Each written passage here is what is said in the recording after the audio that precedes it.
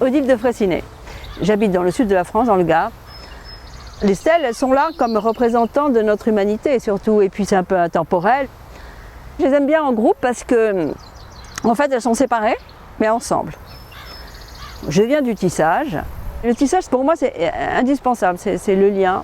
J'ai trouvé des morceaux de ficelle en polypropylène.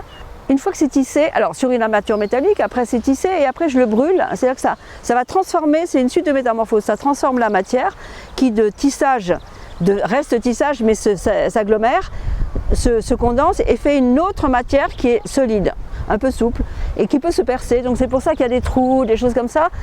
Elles sont immobiles, elles sont ancrées dans la terre, elles sont là, méditatives, elles attendent. C'est comme des vigies qui attendent je ne sais quoi. Alors les barques, elles sont prêtes à partir, mais elles sont très légères, elles n'ont pratiquement pas de tissage. Elles transportent quelque chose. Elles transportent des noix, elles transportent une cruche, elles transportent des cocons, elles transportent des bois, elles transportent voilà, des choses très très très humbles. C'est le désir en fait, les barques c'est le désir. C'est ce qui va propulser l'homme, la femme, enfin je veux dire le genre humain à aller. À traverser, à aller, à voyager, à transporter, à faire, à créer, à vendre. Toute cette espèce d'énorme mouvement qu'il y a de tous les temps.